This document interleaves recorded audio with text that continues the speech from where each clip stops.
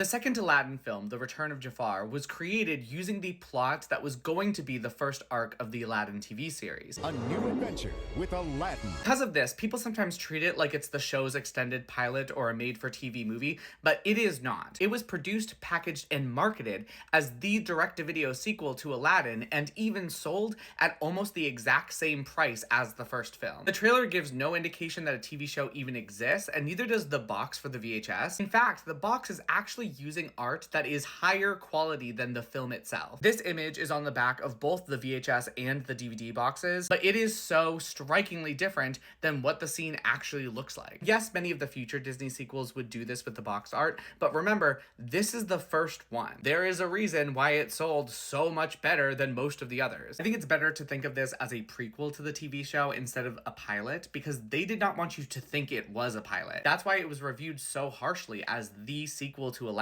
instead of the pilot to a TV show. And the thing is, it is a cohesive narrative film. It doesn't feel broken up into pieces because it was produced all together as one thing. It has one full score. Its only real problems as a film are its TV level quality and tonal shifts from the first, but it is in no way an unfinished story. It does not feel like a pilot at all. It's not even a backdoor pilot like Stitch the movie was, which was showing you what the series would be like. The only way that Return of Jafar sort of sets up the Aladdin series is at the end, Aladdin and Jasmine say they want to see the world, but that was not only very clearly established multiple times throughout the first film, but also the premise of its main song. This movie does not expand on that idea even a little bit at all. The Sultan's like, oh, I want you to be my next Grand Vizier, and a few scenes later, Aladdin's like, actually, I want to see the world, so no thank you. All it does is explain why Iago is part of the good guys now, which, as I said in my original video, I do like that they gave a whole expanded arc and explanation for that, and in fact,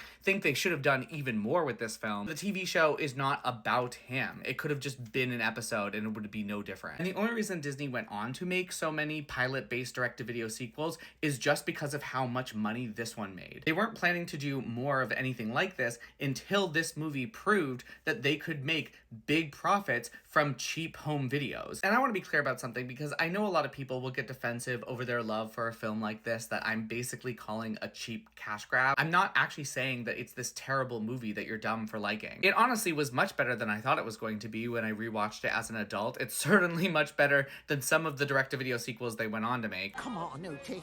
Let's put on some steak. And if you view it as an extension of the TV show, then it makes sense why you would be more forgiving of its TV level quality. But I think we can do that without forgetting that it was marketed and sold as a sequel to a critically acclaimed film.